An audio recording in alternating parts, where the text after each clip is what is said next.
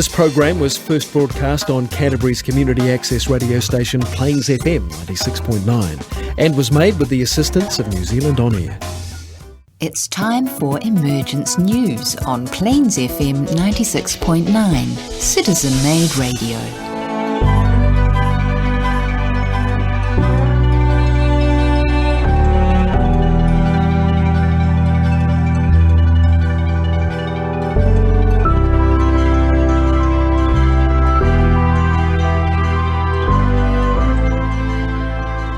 Kia ora koutou. Greetings and welcome to Emergence News, coming to you from the Garden City of Christchurch.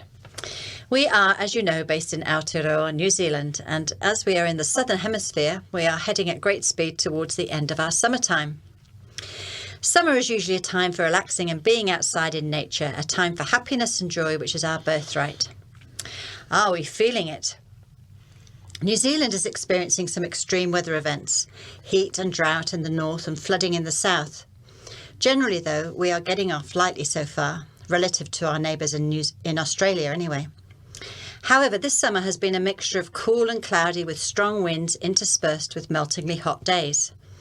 Unpredictable is probably the best word to describe it, and feels like it is reflecting how we humans are experiencing our daily lives.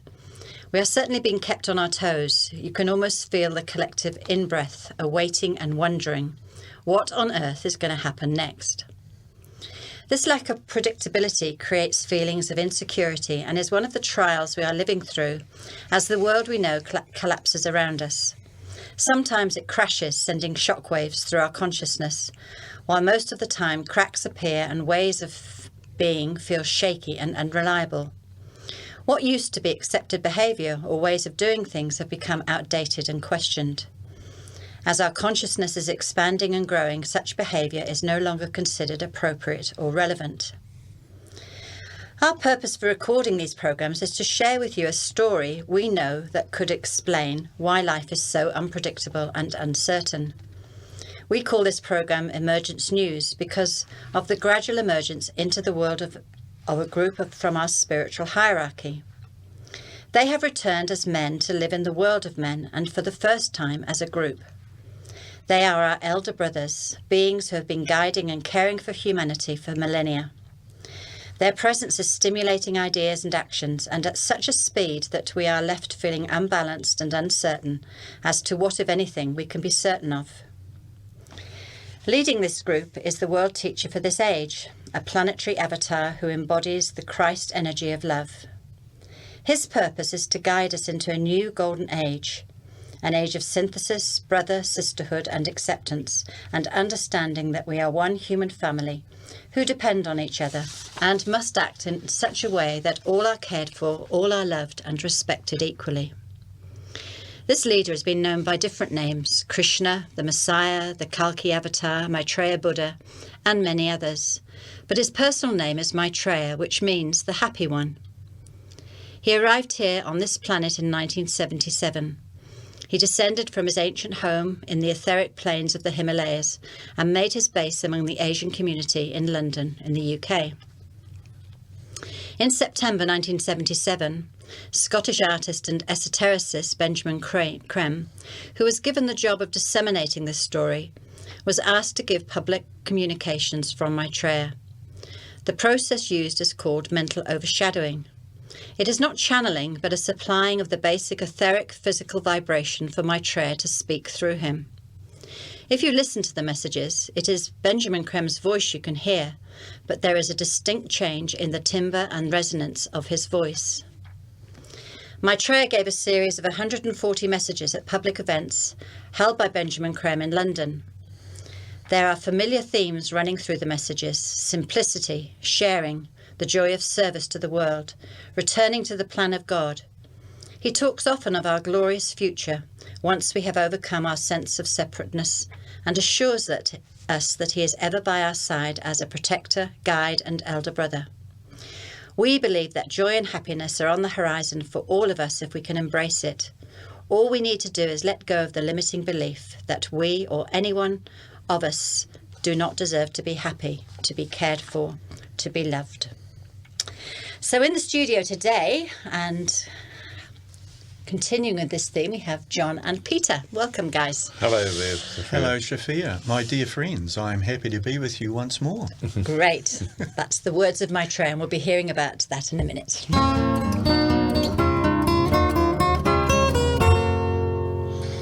Okay, thanks, Sophia, and good to see you too, Peter. So, messages from Maitreya the Christ, the book, 140 messages. We're looking at message number 16. And I had a number of reads of this message. I've used Maitreya's messages personally, and I kind of sort of read one every day for a while. And just saying to the guys before the radio program that this is the first one I've read over a couple of times. A whole lot of things popped out into my head, and I find that when you read one of these messages, they kind of get into you somehow. Mm-hmm. So anyway, I made some notes about this particular message. The first thing that really caught my eye, it was written in February 1978, and yet it is incredibly topical for February 2020. It highlights the sort of cleavage and current global polarity, which we've talked about a lot. He mentions, and often mentions as the choice, the current pathway, which we know is destructive. We must be clear on that by now. Or God, or the way of God is the way that I interpret it. So the way of God is the other choice. He also says this is a period of test. The period of test begins. Found that a little scary, actually. And he talks about incarnational purpose. And so we often talk about in the transmission groups that we have this role. But I also think that that incarnational purpose extends to all those who are exposed to the story, not just those that have chosen to do the work. So listening to this program and listening to these messages, I think, is part of your incarnational experience. Well, Benjamin Creme does say that these messages are creating a huge thought form, aren't they, that are going into the minds of humanity at a different level. Yeah. It's almost like it's a reminder that we have chosen to be here now. And most of us, of course, forget, but, you know, there's sometimes little snippets of information that comes through that remind you that you are a soul in incarnation, that you have chosen to be here, and this is part of your purpose. Chosen this life, chosen this vehicle. Exactly. Chosen this circumstance. Yes. Really, really interesting concept. The other ongoing, and I guess the other things that I pulled out of this message with ongoing Maitreya themes, free will is sacrosanct. Even the masters don't mess with your free will. The task is ours. Maitreya and the masters will show us the way, but really the job is ours. And it kind of made me think about my teenager, who is probably the most divine, gorgeous, intelligent teenager ever born on the planet. I'm fairly sure. I'm fairly sure about that. And actually so divine at times that she actually hovers off the ground. Her feet never quite touched the planet. But we have this discussion about cleaning up your room. And it is a lesson she's having to learn to clean up her space. And it's a tough lesson, but it's a lesson for humanity. We need to clean up our room. We do.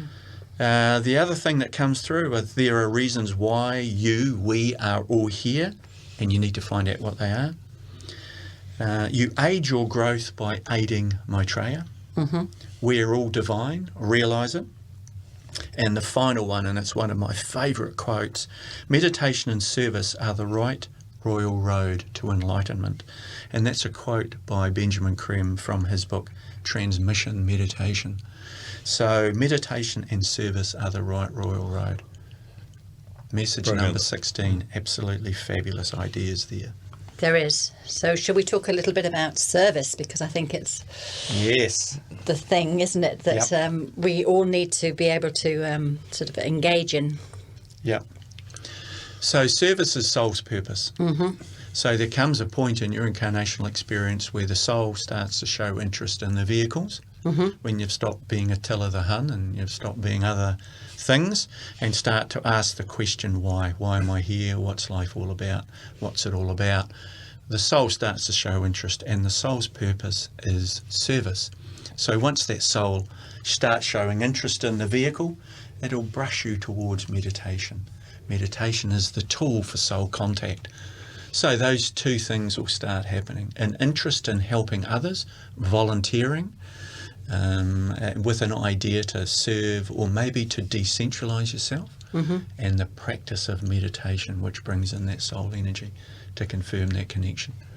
Yes, and many people who do meditate will say that, you do need service to counteract the energy that you bring through from meditation, don't you? Yeah, to use it. Benjamin Creme calls it the neuroses of the initiate, where you're meditating, bringing in this energy but not letting it flow out, and so you get blockages. And I guess you could say that about money, couldn't you? If you've got all this money piled in there, then it's blockages and it's causing chaos. Mm-hmm. If money was flowing around the world, it would be a force for good. And if anybody would like to flow some money towards me, I would be most happy. Yes. I bought a lotto ticket on the weekend. If I'd won, we'd be never having this conversation. I'd be gone. You'd never see me again. I'd be flowing elsewhere. Yes, I'm sure. You'd be here, John. Yes, I would.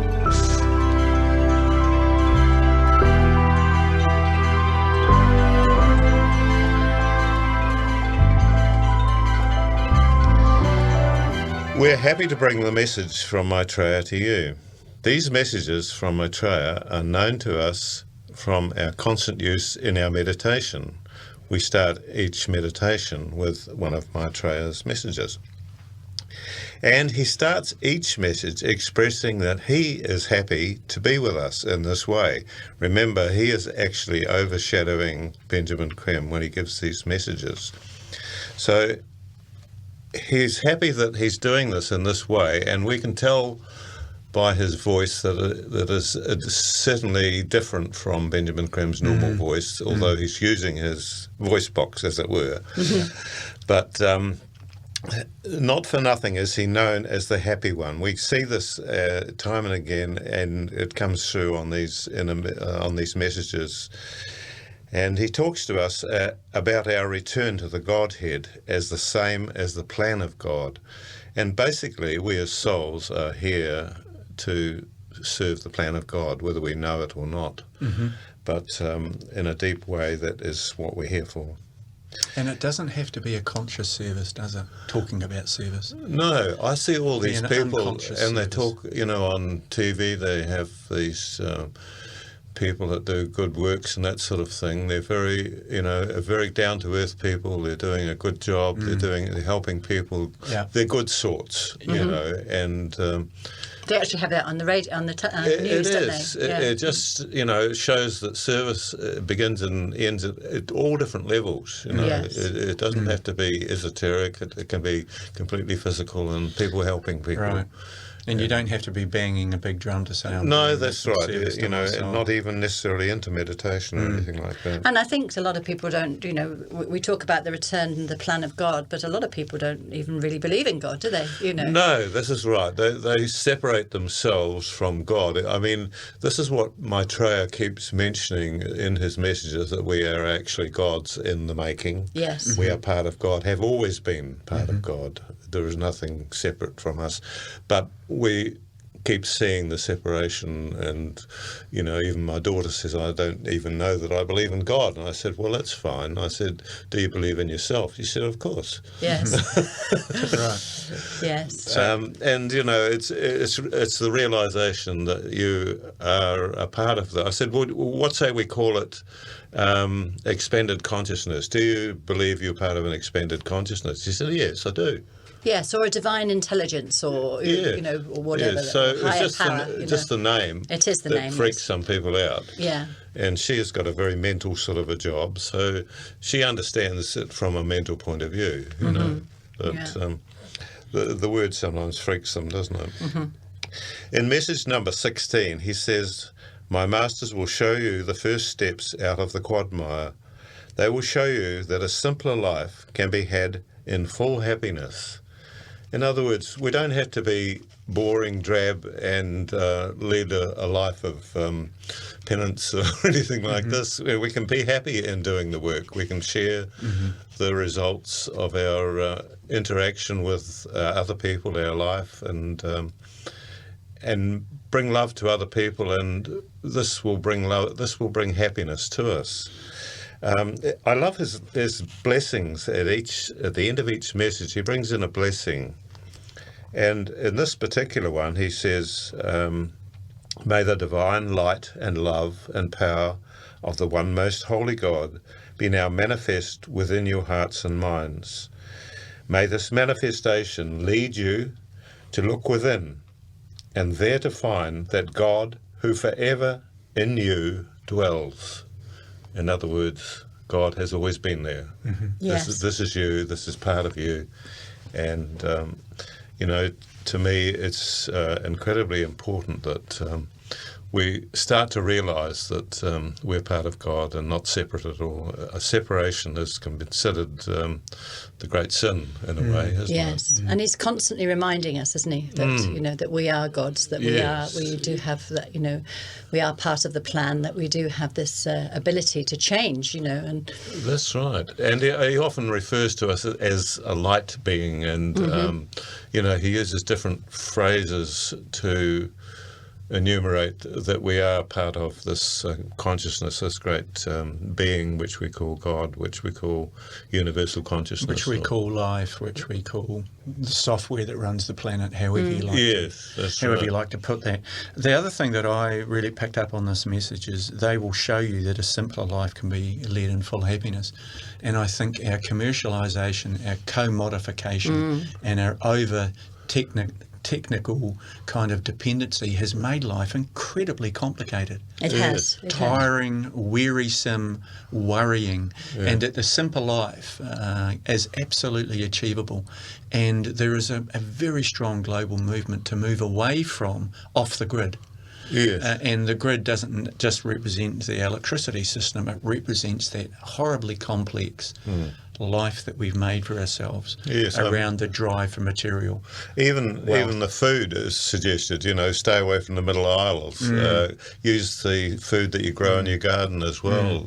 Keep everything simple. So that simpler life is being done already on this planet. It is being done, and yet people, on the people who question it sort of say, are we going to go back to sort of living in huts and, not having electricity? I mean, that's the criticism, isn't it? That's what people say. But it's actually nothing like that, because we're going to have glories, But also, I was born and raised in Christchurch in the late 50s, and back then we had a quarter-acre section, and Mum and Dad grew vegetables, and if we had a surplus, we swapped it over the fence to the neighbours next door, and we had chooks to clean up the scraps and produce eggs. And so we had what was normal in New Zealand in the 60s was quite a sustainable lifestyle. We had one car, we had no television, and we had a very good quality of life by sharing resource and by having that simpler life. But I think what we need to try and get people to understand is that by having a simpler life, it doesn't mean, like as Peter said, that it's going to be a boring life, or we're going to go back. We're going backwards. We're actually going to go forwards with a simpler life and have much more than we actually think. Much better sort of technology, much better energy sources, that can give us free travel. This is what's promised in Benjamin Crumb talks about, that we can actually, at the moment we're all, worrying about flying, but, when we get the free energy that we have, we'll be able to fly anywhere that we want to. Yes, we put on the anti-gravity belt and well, I don't, he says you'll just go into there won't be any passports, you'll just, get into some kind of whatever it is, and it'll be powered by the sun, and you'll be there in a few minutes and there won't be any jet lag, so it's not that we're going to go backwards to a very sort of, rustic lifestyle, it's that actually we can go forward, to a science fiction, what would seem like science fiction. I mean, he talks about show you the glories of God, of the future. The future will be brilliant. A civilization that we can't even imagine. Yeah. Yes. And this is emphasised again and again in Maitreya's messages, isn't it? Yes, it is. So all of this has come out of message number 16. Yes. We've got another 100 and something to go. Yes, that's right. We're only 16 messages into it. Yes. Into the 140.